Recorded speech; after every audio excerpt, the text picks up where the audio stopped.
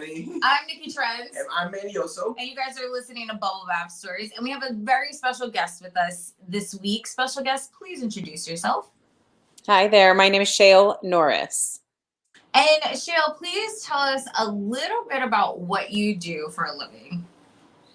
I am the founding executive director of SafeBAE. It is a US-based national nonprofit that works to prevent sexual violence among teenagers. Awesome. And it was so great because I actually read about the company. I was scrolling on Facebook like I always do. And I believe it was Insider had this really intriguing headline. Couldn't remember what it was, but it was of Ella, who is one of the co-founders of the organization. And she was holding up a pair of panties with this super cute cartoony thing. Can you tell us a little bit about that venture for you guys? Absolutely. So it was really, it was an internal conversation, as all things start at SafeBAE. All of our programs and ideas and work starts with, the ideas of our team, which are really predominantly young people. And so one of the things we talked about years ago was the idea of doing, it actually started as the idea of doing days of the week underpants, but consent-themed ones. And I swear, I know. And so that actually really dates me, but they knew the reference for it. It's so uncommon that you see those. But they're funny. And we thought, one of the hardest parts about talking about issues of sexual violence is bringing any sort of like lightness to the issue and making it a more common everyday conversation. And so it was an internal conversation, but it percolated for a while among us. And then Ella really took what was just like a little seed of a conversation and just went off, and did it. She did all this incredible artwork using like her iPad. And really just sort of, I think it was really, cathartic for her too. We lost one of our co-founders this year. We really struggled to just, as a very small group, the core of us to, stay grounded in the work, stay, I think, peaceful in the work, because it is such a struggle to do this type of work. And so, Ella was like, well, let's throw it out there. And we all loved them immediately. And she said, let's throw it out there. We have so little funding too, that it was an opportunity to, host a fundraiser for ourselves. Like if nobody's going to give us grants, then we're going to sell some panties. But also the idea is that, every box collection comes with information about how to get involved in prevention work, so that it's twofold. We're not just putting out there, sort of fun set of panties and leaving it at that. We're really saying, let it be the start of a conversation. Well, what's funny? That's what our podcast is all about, starting conversations. Right. And when she showed me everything, because she was introducing this whole topic to me, when she showed me the company with the panties and everything, all I kept thinking about is that's exactly what would happen. It would stop somebody in their tracks and be like, oh, hey, wait, did we talk about this? I know. And we have so many other ideas for stuff. I was like, what if we did like a matching tank top, kind of like sleeper set, tank top and panties, but the tank top you like wear in general. And it just says, oh, wait, what was it? It was like something with an arrow down. Oh my God, I can't believe I'm forgetting it now. It was like, it was ask me about my panties or something like that. I think that, or like, I think it was like ask me about my panties and then have like a got consent on the panties. Yeah. I love that. Yeah, just conversation start and like bringing some humor to it to say like, we can still have this conversation and make consent sexy. What I think is so we obviously took a look at the website and all this stuff, and something I found really interesting was a lot of the programs you guys have, it's really peer-to-peer based. So it's a lot of kids all over America who are really taking a stand, whether they have been victims or survivors themselves, just taking a stance and making sure that their classmates and their peers know what it really means to have consent and to always really think about your actions before doing it. What is it like for you to see that? I was reading an interview where you said your generation calls it a bad date. What is that compared to like now, to see kids from everywhere taking a stand and immediately noticing red flags? It's amazing. It's everything I hoped it would be. You know, I mean, I started this work when my kids were going into middle school, Wow.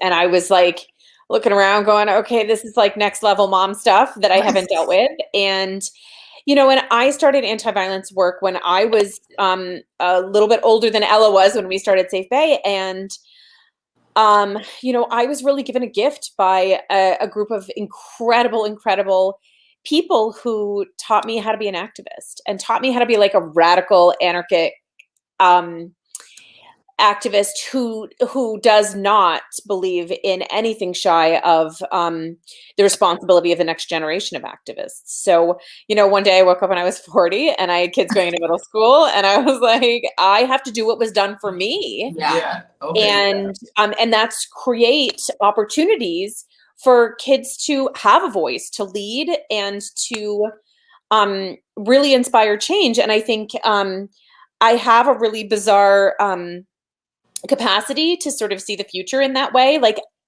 I don't know how I knew, but I knew that this youth activist like craze that we're in right now was coming. And so I found the most brilliant, amazing kids, and I partnered with them, and they were 17 and 18 years old at the time.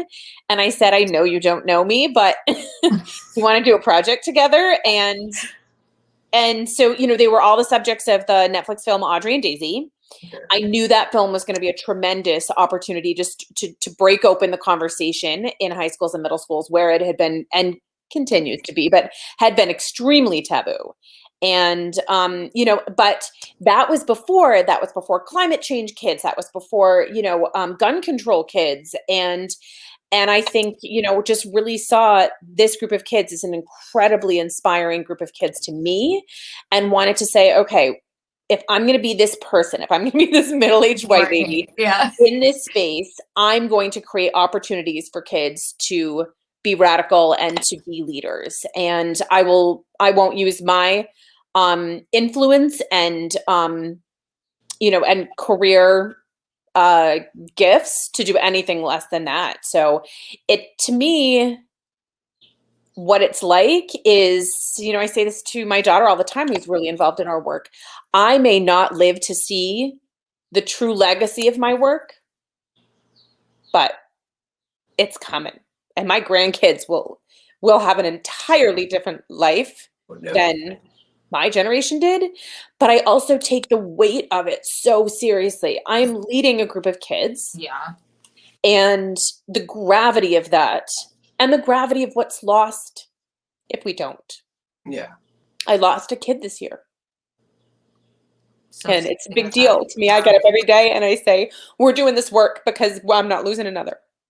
Of course. That's like how big. So like when we go out and make some panties, that's thank God. That's the fun part of it, because that's the gravity of every day. So we're so lucky to have, you know, kids in the space to make it fun and to make it I think accessible, right? Yeah. If like a group of adults making a bunch of content, then it's so boring. I think a great thing that you guys are doing too is that you're making the conversation normal too, not taboo, because it has to be a normal thing.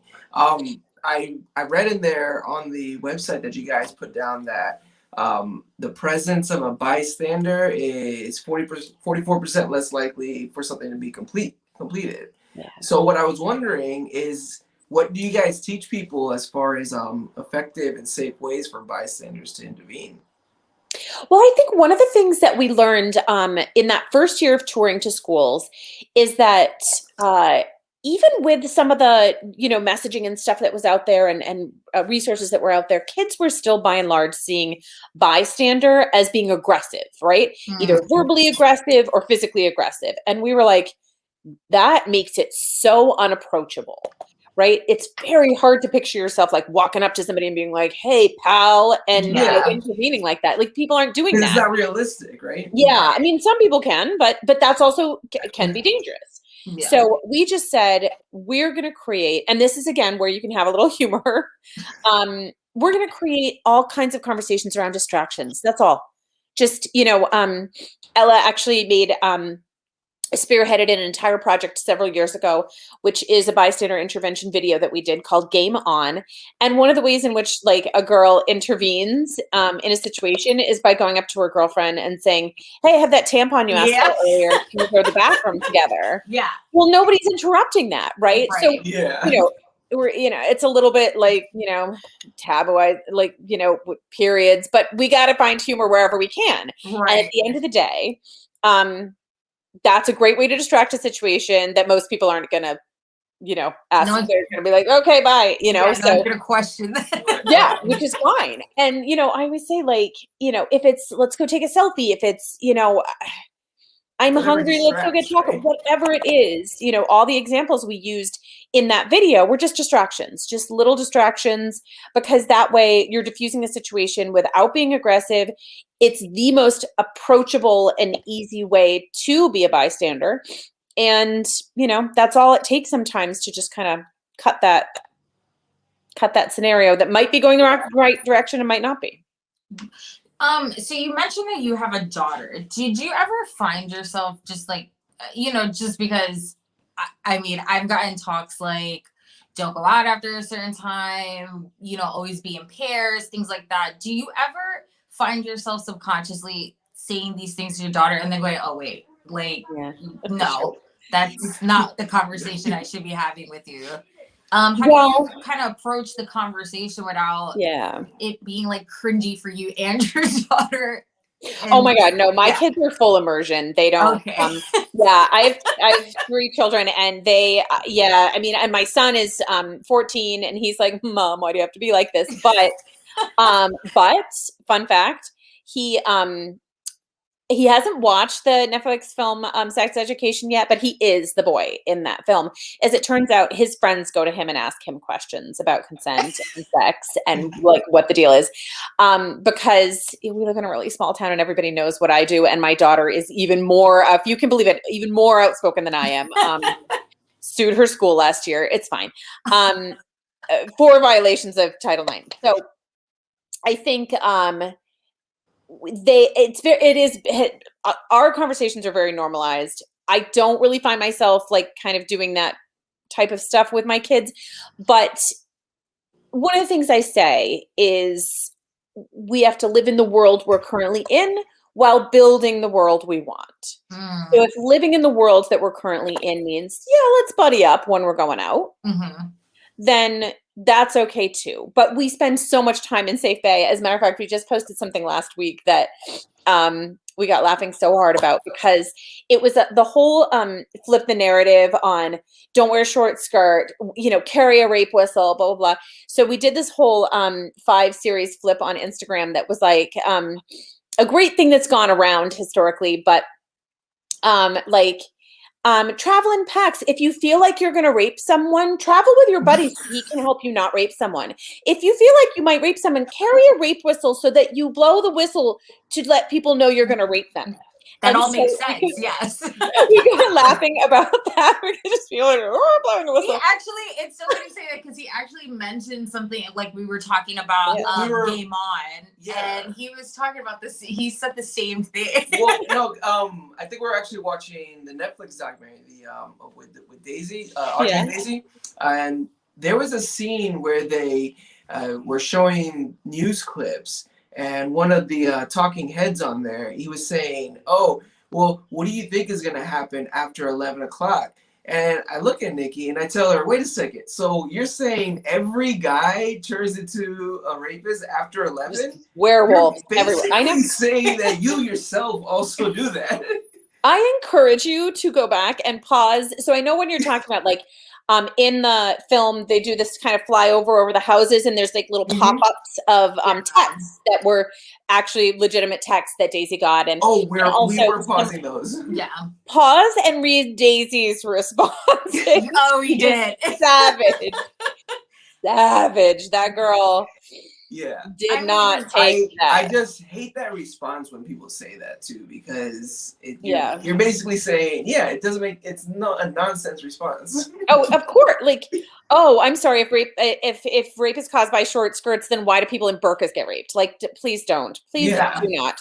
So we, again, like to flip the narrative and be like, oh, well, if you think you might rape someone, carry a whistle so you can notify everyone around you. I mean, that's how stupid the other side of it sounds. No, you're right. Yeah. But, I say that, but there are things out there like, the fingernail polish that you stick in the drink to see if if there's drugs in your drink. Listen, utilize that if you want to utilize that. Use the apps to get you home safely. But at the end of the day, that's me saying, okay, we're in the world we're in right now, and that's the reality. But we are absolutely 100% not taking that status quo. Right. Yeah. That may be where we are right now, but we will be fighting to absolutely create a different world. And so I think it's having, looking at the whole coin, not just one side of the coin. And so I think generally speaking, God, I think the first time my daughter was like dress coded was in 6th grade, like the first month of 6th grade. And I was like, oh, this is going to be a long road. I better let the school know who I am now. And, and I think it's those types of things where I was like, first of all, she's wearing my tank top. And second of all, if her shoulders are a problem for you, you better look up some information, because I'm going to be your worst nightmare. Right. And so, they grew up like that. They grew up in full immersion of that. And, it's awesome because they have someone fighting on their side. There's a lot of kids who don't feel that because the mindset that they're being raised in is still watch what you wear, who you hang out with, don't go out after dark. Yeah, don't get me wrong. They, they have 2 dads that are both like, you're wearing that. But I will usually just say something like, well, all clothing is appropriate, but it's all appropriate for different places too. Right. Yeah, absolutely. Like, I'm not going to wear a snowsuit to the beach. Yeah. I'm not going to wear a bikini to school. Like, so we're going to talk about that. And, but that's like the extent of what I think is appropriate for sort of having those conversations with your kids, not, when famous or influential people come out and share their stories, do you think that actually it makes it easier for regular schmegular people to say, wow, someone like this went through this, I need to share my story? I do. I think anyone who is brave enough to come out and talk about their story is taking a huge risk. People don't want to believe.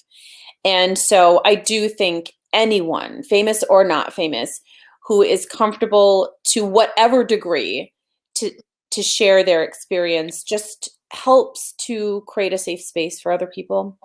One of the biggest things is not feeling alone. Right. One thing that we've seen throughout, the Me Too movement, Time's Up, we also catch some people who lie about being assaulted. What do you think that does to the movement of women and men who are coming forward, who are being brave and sharing their story, knowing what the backlash is to have someone lie about something as big as that? Right. Well, I think, first of all, statistically, the people who are coming forward with false allegations are like 3%. Right. Okay. So I think what we experience from, particularly if it's like a high profile situation, what we experience from the backlash of that is that it's vastly blown out of proportion. And for any one lie, you're going to see 1,000 media stories on it. Yeah. Because that's a narrative that just gets picked up. So what it does is create like a really false understanding of how frequent false reporting is. Obviously, anytime anyone lies about literally anything, it undermines the people who have actually experienced something. Yeah. But with that said, the baseline needs to be believing people. The baseline needs to be believing people and having conversations and learning about what happened. Because I think, you know, and I spend a tremendous amount of time sort of looking at this, looking at the studies. There's been incredible research done about how two people in the exact same situation can have completely different takeaways. There's actually been like truly research studies done on this, so that to help us understand better how one person can walk away from a sexual assault not knowing they sexually assaulted someone. Yeah. And again, that's compounded by the messaging that's out there, right? Every video game, every movie, every anything tells you know, tells people no means try harder. It tells people playing hard to get still a cute thing. And those are things that exacerbate a situation where one person could really have felt perpetrated and another feel like that was a great Saturday night. The perception. And so the baseline does need to be believing people, because coming forward to make an accusation like that is horrifically traumatizing. It is so rare that people come forward and falsely accuse. And even when there's like, oh, that was a false accusation, oftentimes that was wrong. Somebody just recanted because they couldn't go through with it anymore. There's like incredible, one of the best, well, I guess it was actually a series, a television series by Netflix was Unbelievable. It is a true story. Right. And what an important, first of all, it was done so well, but what an important conversation to have about how we can get into a situation like that. It's so easy for you know, somebody to come forward and then get scared in the process of reporting. Because the people who are supposed to be defending you, like the police and your family and stuff like that, they treat you like a criminal. Right. And I don't know how much you know about a rape kit, but that's no Tuesday walk in the park. So right. Yeah. So that in and of itself is a really scary ordeal. And then we also know that like 1% of the population of actual rapists ever see jail time. Most people are not prosecuted. So you know, a lot of people don't come forward. So people will be like, oh, well, they weren't convicted of rape, they're not a rapist. I'm like, do you know how many rapists actually get convicted? Virtually none. So that can't be the bar for people's understanding either, too. So a lot of our work is just like re-educating people, saying, actually, we have a really flawed system. And just because you don't see somebody in handcuffs doesn't mean they didn't do something wrong. Right. And that's a horrible way to go about something, right? I'm not here to say like vigilante justice is the way to go, but I'm a big advocate of, you know, different forms of justice. All kinds of, you know, conversations about ways that, like restorative justice and things like that are a much more healing process. Most people don't want to see their perpetrators see jail time because they know them and they probably grew up with them. Yeah. Most perpetrators don't look like perpetrators and are people you know. And so most survivors don't want to see them spend jail time, but they want them to be sorry and not do it again. Do you think that's possible for a perpetrator, especially in cases where it's young people who are doing the crimes? Do you think there is an opportunity for them to rehabilitate? Absolutely. Listen, do I think that there are like witting rapists out there? Absolutely. Sure. Yeah. There's people who are intentionally raping people, but there are twice as many people who are unintentionally raping people or sexually assaulting people or coercing people, but not necessarily. Again, think about again, I am old, but because of the power of streaming devices, streaming services, you all can see every movie I grew up with. And think about every John Hughes movie, every Say Anything, like every movie was coercion. Every movie was some unconscious girl or get some girl unconscious. And that's why they won't remake Revenge of the Nerds. Yeah, that was just basically living in a house together. But to look back on that type of messaging, and it's current, right? Like I feel like poor Seth Rogen is like really trying to make up for every film he ever made in his early career. Yeah. Because he's all like, get girls drunk so we can get laid. Right. And that was the message in everything and that he ever made. And then he just did that. Was it good boys or bad boys, that they were asking like a blow up doll for consent. Yes. Oh yeah, my boy, yeah. Yeah, it was younger. It was like middle school boys. It was really cute. Let me ask you real quick, because you know, I've asked Nicole this question before, because you're not the only person we've had this type of topic conversation with before, just in general. And I just wonder, obviously we want to change the world to where nobody's making fun of anybody, that it's gonna hurt anyone. But if you sit back and watch those movies, people are gonna laugh still. Like what can we do about that? Because obviously I don't want to hurt anybody, but I don't see myself not laughing when I see Police Academy and those jokes come up, you know? Well, that's why I think it's just being an educated viewer, right? Like, listen, I'm not suggesting every like twerking, you know, video. It's there, like, but I think it's just being an educated consumer, right? Like, if you can look at the movie Say Anything and be like, oh, actually, he was kind of a stalker, but still enjoy John Cusack for the lovely romantic portrayal that he did in other ways, you know, and just look at it through a lens of, oh yeah, that was deeply stalkery, and okay, that worked out for them. But if I randomly had some dude who just like wouldn't go away no matter how many times I asked him, that might not be cool for me, right? So I think it's just a matter of like looking through that, you know, just having an educated lens, and you know, taking more time to be educated about these things. I think, you know, one of the biggest things that I say all the time is we are failing every single young person, girls, boys, everyone on the gender spectrum, if we don't teach them about consent and bystander intervention and normalize these types of conversations. Because if we don't, then they're learning it from media, predominantly porn. And we're failing everybody. So people are learning still the messages of, you know, just pound away, and, you know, and that, you know, if at best all we teach is like the sort of clinical or I guess legal version of consent, well, we're not achieving anything there either, because we're not integrating it into our lives. I say all the time in our inner circles, when we can get to a point where our work can be as open and I think deeply forthcoming as it needs to be, we will be talking about, you can't have consent unless you talk about pleasure. That's the foundation of consent.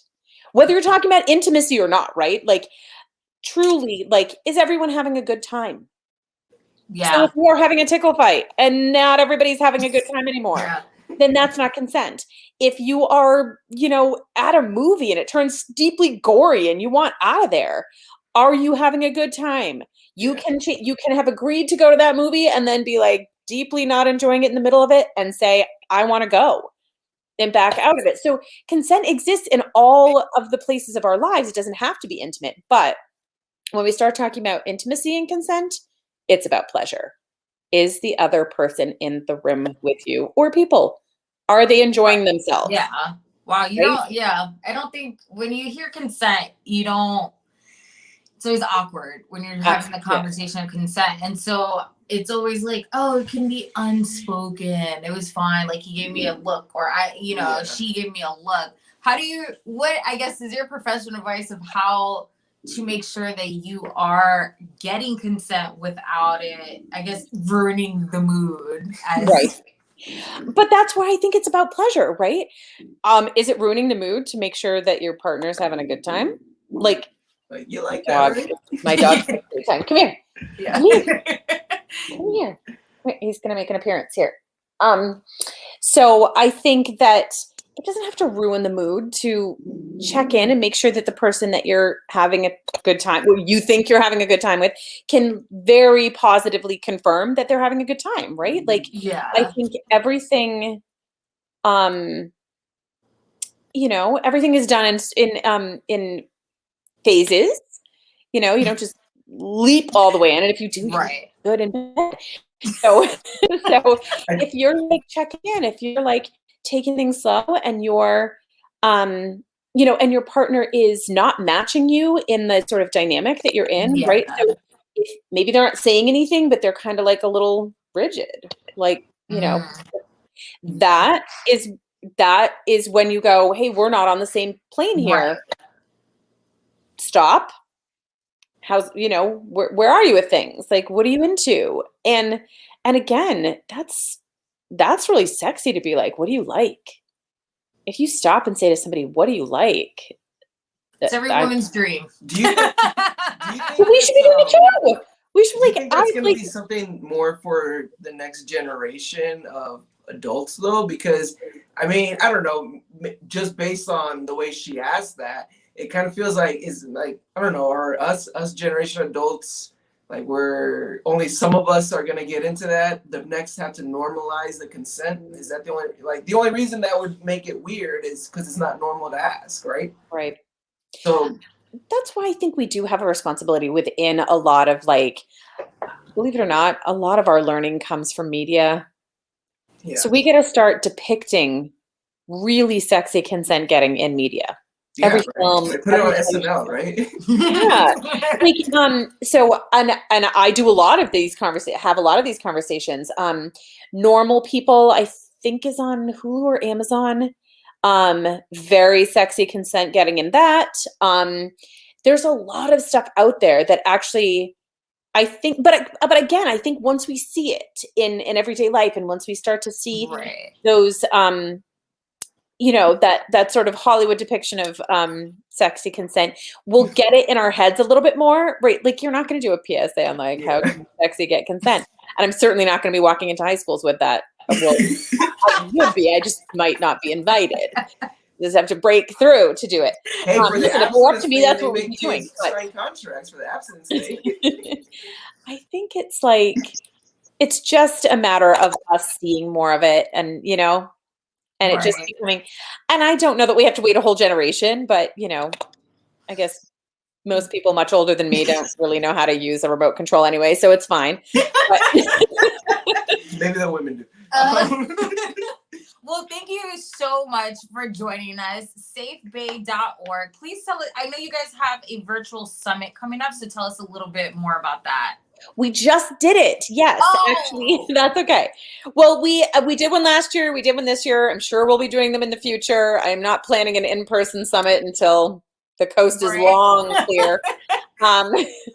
But yeah, so that's one of many things we do, is you know, get together for like a 3-day stretch, invite some incredible friends to do presentations on all kinds of different topics. But, you know, we always have opportunities for people to get involved and start a school chapter, or, you know, we have an adult teacher coalition to really build adult allyship among, you know, teachers in schools. We have a parent Facebook group to talk about, you know, among parents about overcoming the obstacles of after your child experiences assault. And so lots of different resources. Our flagship program right now is our peer-to-peer training program. So there's so many different ways to get involved. Everything we do is free. It's all out there. We just want to change the world. Awesome. And where can our listeners and followers find you guys on social media? Yeah. So safe_BAE. Awesome. And guys, don't worry, we'll have all of their like links to their website, social media, and all that on our page. And that's pretty much it for us. Thank you so much for joining us. I'm so happy we were able to speak with you and really have a conversation like this, because we both think it's very important. And you guys be sure to check out Audrie and Daisy, the documentary that's on Netflix, if you haven't already. You can find out what us two crazy kids are up to on Facebook, Instagram, YouTube, and TikTok at Bubble Bath Stories. And you can find me at Nicky Trendz on Instagram. And you can find me at Got No Time For This. And we will see you guys next week. Thank you so much again. Thanks, guys.